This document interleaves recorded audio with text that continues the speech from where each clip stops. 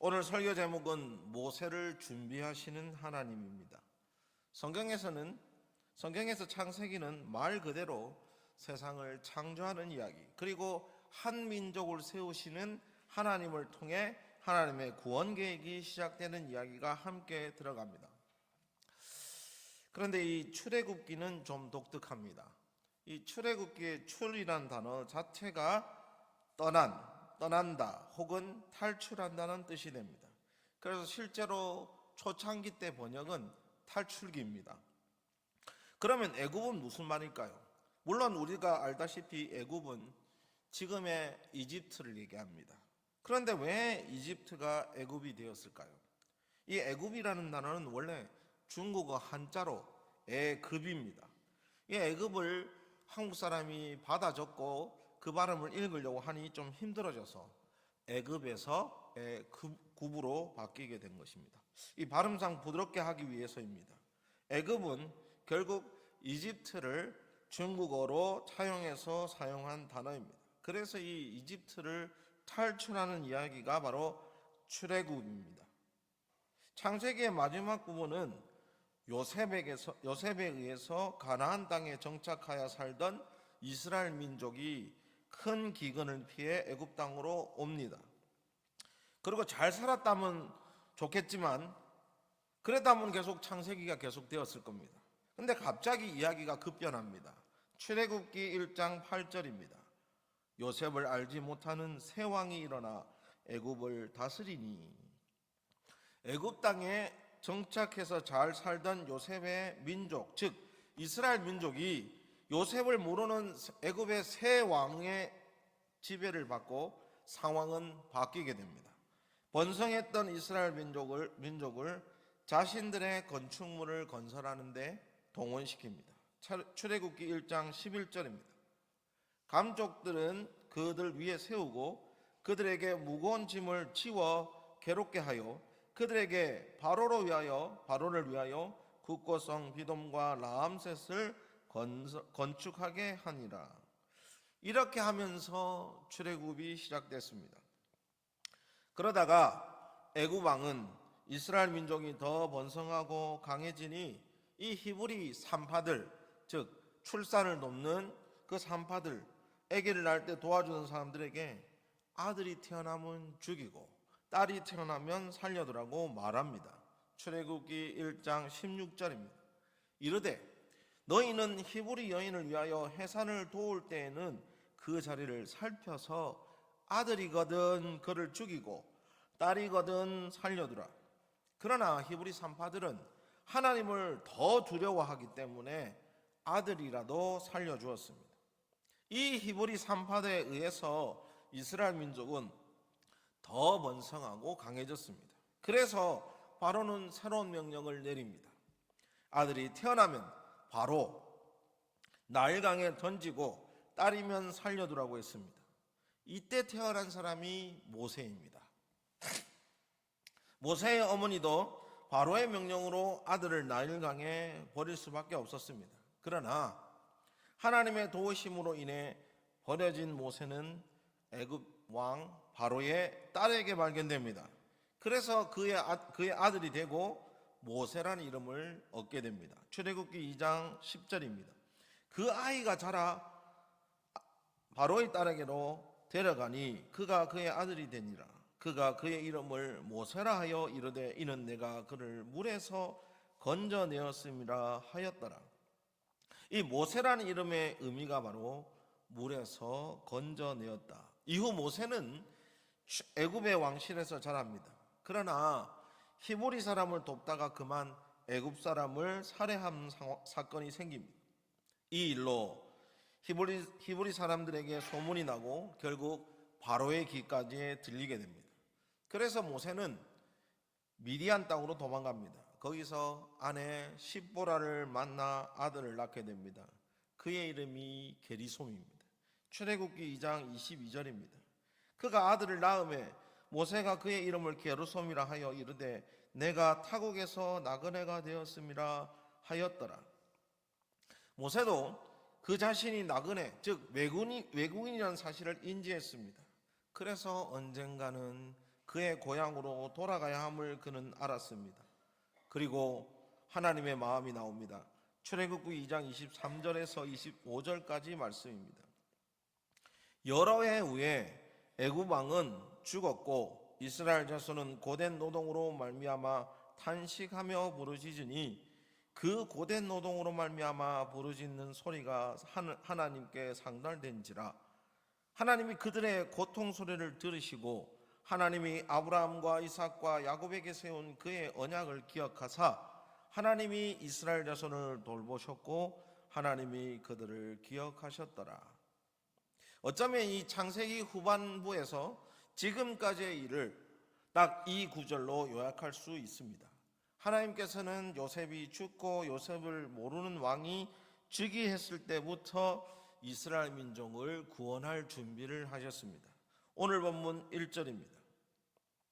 모세가 그의 장인 미디안 제사장 이드로의 양떼를 치더니 그때를 광야 서쪽으로 인도하여 하나님의 산 호렙에 이르매. 그런데 이야기는 하나님의 원대한 구원 계획이 펼쳐지지 않습니다. 분명히 지금 여기에 하나님의 그 일들이 상달되었고 하나님이 그걸 기억하신다 했는데 그게 2장에서 끝납니다. 근데 3장의 1절을 보니 전혀 하나님께서는 그 얘기를 안 하십니다. 하나님께서는 그 힘을 발휘하지 않으셨습니다. 그것도 모세가 미디안 땅에 있었던 40년 기간 동안 말입니다. 단지 모세가 그냥 양을 치는 장면이 3장 1절에 나옵니다. 이것은 애굽 왕실에서 자라던 왕자의 삶을 완전히 버리고 의미 없이 하루를 살아갔다는 의미입니다. 모세의 기도라고 표제가 붙은 시편이 그 얘기를 대변합니다. 시편 90편 10절입니다. 우리의 연수가 70이요 강건함은 80이라도 그 연수의 자랑은 수고와 슬픔뿐이요 신속히 가니 우리가 날아가나이다. 그가 있었던 애굽의 40년은 화려했습니다. 그러나 그가 다시 미디안에서 가정을 이루며 살았던 40년은 몸이 건조할 만큼 목자의 삶을 살았습니다. 그래서 그 자신의 나이가 80이 되어서 보니 고생한 것밖에 없다는 식의 한탄이 이 시편에 나타납니다. 오늘도 똑같은 하루가 이어집니다. 그런데 오늘은 좀 다른 날이 찾아옵니다. 장인의 양떼를 몰고 다니다가 물론 하나님께서 인도하셨겠지만 광야 서쪽까지 이릅니다. 그리고는 우연인지 알 수 없지만 호렙산으로 갑자기 들어갑니다. 이 호렙산에 대한 칭호가 하나님의 산이라고 합니다.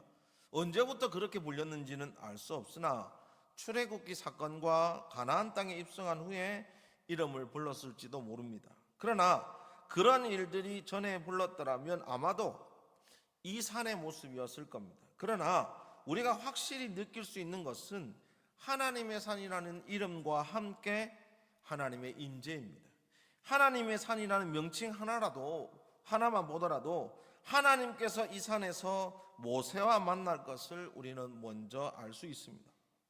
무료하고 아무것도 아닌 인생이었던 모세가 이 하나님을 만나는 장면입니다. 처음 만나는 장면입니다. 우리의 상황과도 너무나 닮아 있습니다. 우리 역시도 각 개인의 인생을 살면서 무료하기도 하고 의미 없기도 하며 무언가 쫓기듯이 살았습니다.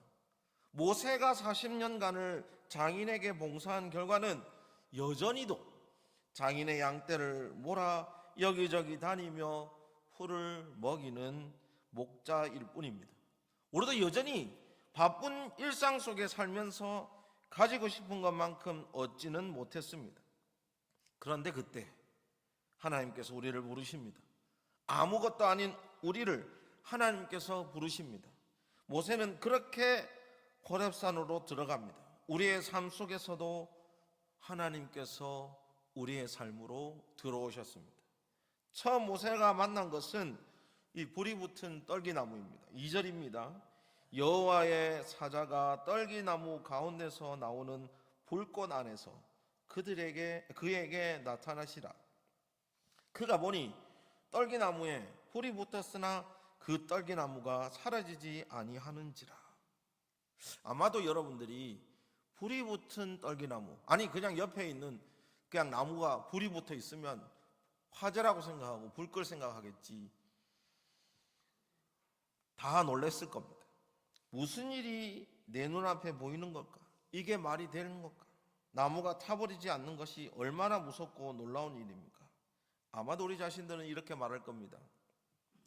그런데 더욱 놀라운 것은 여호와의 사자, 어쩌면 하나님께서 직접 오실 것으로 생각됩니다마는 그 불꽃 안에 나타납니다. 여러분들 생각을 해보십시오.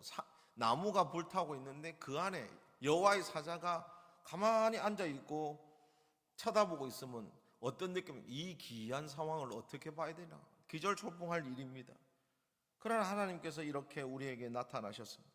어떤 모양인지는 알 수 없지만 구약에서는 실제로 나타나기도 하고 또 천사가 사람으로 변장해서 나타나는 등의 여러 가지 방법으로 우리에게 나타나십니다. 현재는 성경에서 나타납니다.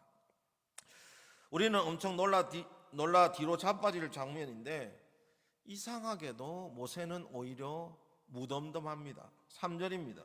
이에 모세가 이르되 내가 돌이켜 가서 이 큰 광경을 보리라. 떨기나무가 어찌하여 타지 아니하는고 하니 그때에 오히려 호기심을 갖고 다가서려고 합니다. 신앙의 감수성은 이러한 일의 상황 속에서도 두려워하지 않고 하나님의 나타나심을 보려고 합니다. 그것이 정당한 그리스도인의 모습입니다. 두려워하는 자는 죄를 지어서 하나님 앞에 서지 못하는 자입니다.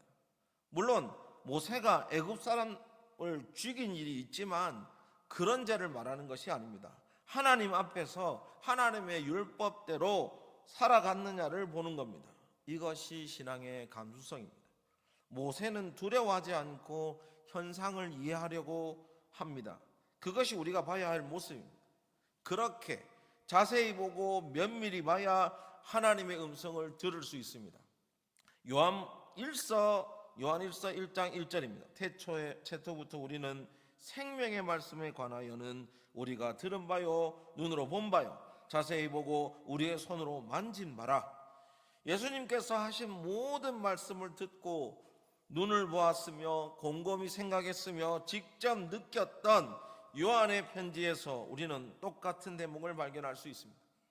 자세히 보고 혹은 베레아 사람들처럼 상고하는 마음이 바로 이 마음입니다. 그렇게 신앙의 감수성을 넓혀서 현재의 상황을, 국가의 상황을, 세계의 상황을 바라봐야 합니다. 4절입니다. 여호와께서 그가 보려고 돌이켜 오는 것을 보신지라. 하나님이 떨기나무 가운데서 그를 불러 이르시되 모세야 모세야 하시매 그가 이르되 내가 여기 있나이다. 하나님의 음성을 들은 모세는 하나님 앞에 예의를 갖추고 하나님의 백성으로서 섭니다. 하나님의 부르심에 대한 응답은 간결합니다. 내가 여기 있나이다. 그러나 그 말 속에는 세상에서 내가 가진 모든 것을 내려놓고 하나님 말을 바라보고 하나님의 말씀과 음성에 귀 기울이는 자세입니다.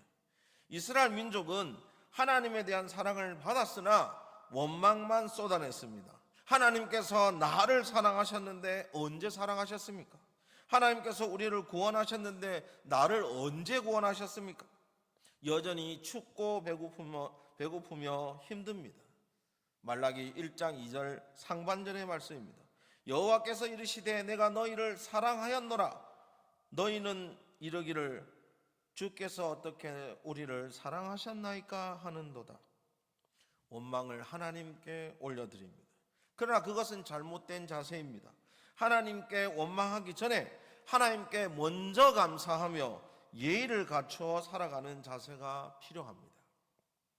하나님의 부르심은 온전히 삶 전체를 하나님께 드리는 겁니다. 어떠한 일부분을 빼놓고 드리는 것이 아닙니다. 하나님 말씀 앞에 온전히 내 몸과 마음을 드리고 엎드려야 합니다. 그래서 예배합니다. 예를 갖추어 감사함으로 절하는 것이 예배입니다.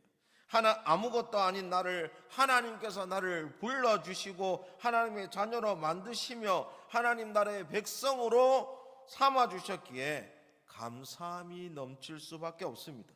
그 감사함이 예배로 이어집니다. 그런데 하나님께서는 예의 바르게 임하는 모세에게 호통을 주십니다. 5절입니다. 하나님이 이르시되 이리로 가까이 오지 말라. 내가 선 곳은 거룩한 땅이니 내 발에서 신을 벗으라.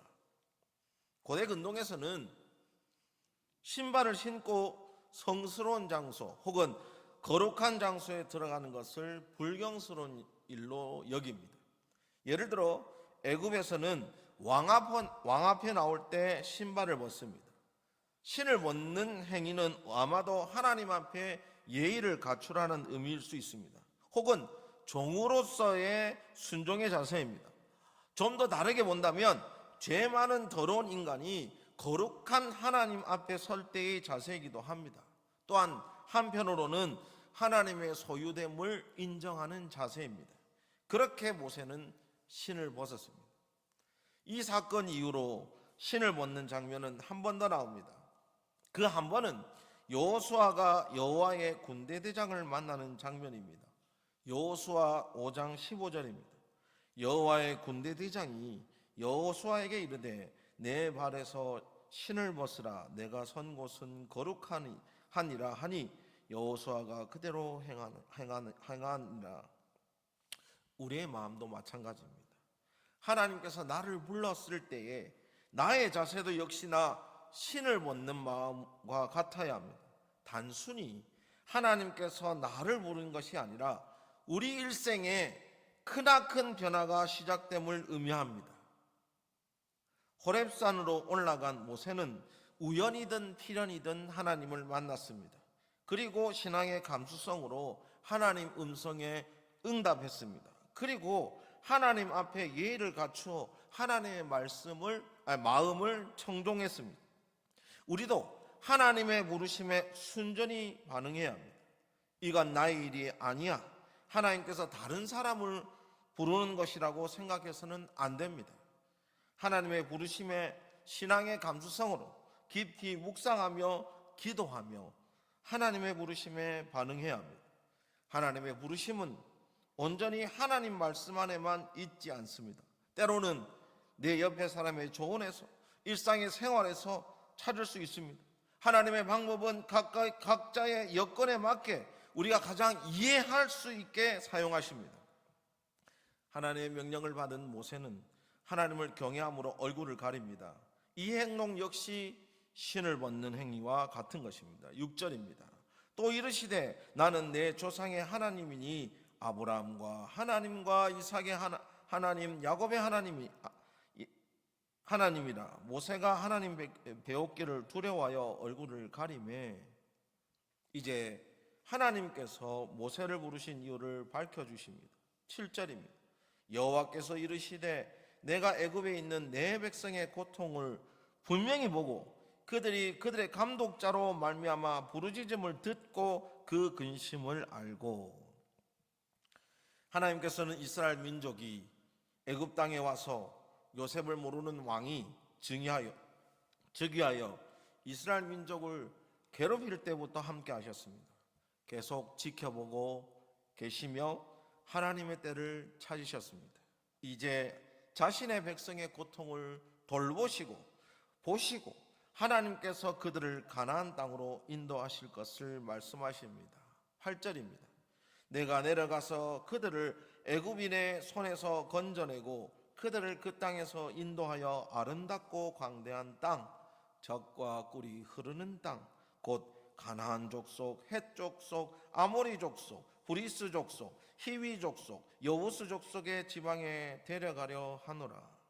그러기 위해 모세를 준비하십니다. 미디안 지방에서 가장 무료하고 아무런 의미 없이 애굽 땅의 일들만 생각하며 한숨 짓는 그 모세를 향하여 하나님의 원대한 계획을 말씀하십니다. 그리고 모세를 그 일을 할 사람으로 부르십니다. 10절입니다.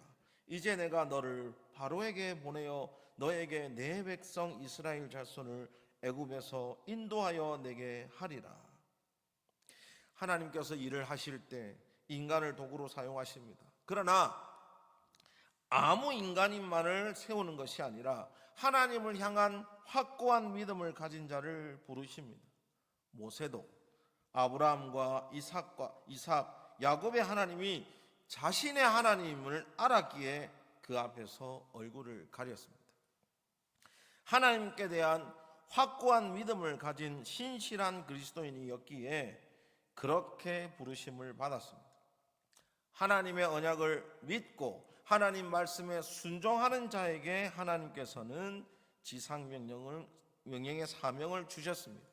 그래서 우리는 지상명령의 사명을 성실히 이행하고 우리의 몸과 마음을 다하여 하나님을 사랑하고 이웃을 사랑합니다. 그것이 삼위 하나님께서 우리에게 주신 계명이기 때문입니다. 모세는 그렇게 무료했던 인생에 하나님의 인도하심과 주관하심이 하나님의 원대한 구원 계획을 실행하는 자로 탈바꿈합니다. 과거의 영화를 생각하지 말고 과거의 아픔을 기억하지 말고 온전히 하나님의 사명자로서 삶을 살아가며 하나님의 언약을 기억하고 하나님의 사명을 수행하는 멋진 그리스도인이 되기를 주 예수 그리스도 이름으로 축복합니다. 정말로 오늘 가장 중요한 키포인트는 무료한 삶입니다. 왕궁에서 40년을 그렇게 열심히 살았다 하더라도, 그리고 정말 누릴 것을 다 누렸다 하더라도 지금 본인이 또 40년을 미디안에서 그냥 목자로 살아갑니다. 아무것도 없을 그 황망한 대지에서 양만 끌고 다니면서 나는 지금 왜 이렇게 살고 있는가? 어쩜 우리의 모습입니다. 지금 나는 왜 여기에 있는가? 지금 왜 나는 이 일을 하고 있는가에 고민할 때 하나님이 호렙산으로 그를 인도해서 하나님의 명령을 주십니다. 마찬가지입니다. 우리의 삶 자체가 그렇게 무료할 그쯤에 하나님께서 우리를 불러주시고 하나님의 동력자로 우리를 불러주셔서 전도하는 사람으로, 사명자로, 그렇게 예배하는 자로 불러주셨다고 생각한다면 그 어마어마한 것을 기억하셔야 됩니다. 제가 아는 어떤 신학자가 이런 예화를 얘기했습니다. 여러분이 고속도로 중앙에 있는데 저기 200km 속도의 트럭과 부딪히면 어떻게 되겠습니까? 산산조각 나겠죠. 그럼 여러분, 그 무료한 삶에서 하나님하고 부딪혔는데 왜 아무 반응이 없는 것입니까? 물론 하나님의 뜻을 알기 때문에 기도하고 예배하는 것도 알지만 가장 중요한 것은 몸이 찢겨나가는 그 아픔을, 교통사고를 일으키는 것처럼 우리 안에도 그런 작용이 필요함을 기억하셔야 합니다. 처음에 가졌던 그 마음으로 돌이켜서 정말로 무료한 삶 속에서도 하나님을 바라고 하나님을 기뻐하며 하나님께 찬양하고 기도하는 자로서 멋진 인생을 사셔야 올바르지 않습니까? 물론 힘듭니다. 모세도 호렙산을 오르기 전에 얼마나 고민이 많았겠습니까? 왜 이 길을 가고 있지? 왜 지금 이 산을 올라가면 내가 며칠 있다가 내려올 수 있을까를 고민하고 양떼를 몰고 갔을 거 아닙니까? 그럼에도 불구하고 그는 그 길에 순종하여 갔고 떨기나무를 봤고 여호와의 사자를 만났고 하나님을 만나고 하나님께서 명령해서 가나안 땅으로 인도하거라, 그러기 위해 애굽의 바로와 맞서 싸우라는 그 명령을 받았습니다. 여러분들도 지금 그 명령을 받은 자로서 오늘 두려워하지 말고 사명자로 사는 저와 여러분이 되시기를 축복합니다. 그래서 정말 뜨거운 그 인생을 살아가는 기쁨을 누리면서 주일날 와서 말씀드리니 기뻐하는 것이 아니라 주중에도 기뻐하는 마음으로 우리의 일을 하면서도 여전히 그리스도인이라는 게 기쁘고 성도라는 것이 기쁘고 하나님 자녀라는 것이 기쁘고 하나님 나라의 백성이 더 기쁘다는 마음으로 살아가며 온전히 세상의 빛과 소금이고 또한 전도하는 사명자로서 그 기쁨을 크게 누리며 영원히 살아가며 마지막 때에 천국에 오르는 그 공중에서 하나님과 예수 그리스도와 만나는 그날까지 기쁨으로 살아가는 저와 여러분이 되시기를 주 예수 그리스도 이름으로 축복합니다. 이 말씀을 가지고 기도하겠습니다. 주님 감사합니다. 오늘도 우리가 진정한 사명자로 그 모든 것을 받은 자로 아무것도 아니었던 인생이 그렇게 인생 역전이 되어 이 새로운 길, 그리스도인이 되는 길, 그리스도인으로 살아가는 길을 걸어가고 있습니다. 주님, 처음에 그 마음들을 다시 돌이키며 우리를 준비하시는 하나님을 돌아보며 오늘도 살아갈 때 내가 누구인지를 계속적으로 반문하며 나를 돌이켜 세상 속에서 빛과 소금이 되게 주여 인도하여 주시옵소서. 그래서 정말로 하나님께서 나를 통해 한 영혼이라도 하나님께서 택하신 그 백성을 불러와 함께 예배드릴 수 있게 주여 인도하여 주시옵소서. 온전히 그 말씀을 따라 오늘도 내일도 그 다음 날도 평생 하나님의 그 귀한 말씀 안에 순종하고 청종하며 하나님의 예배자로 살아갈 수 있게 주여 인도하여 주시옵소서. 감사합니다. 예수님 이름으로 기도드립니다. 아멘.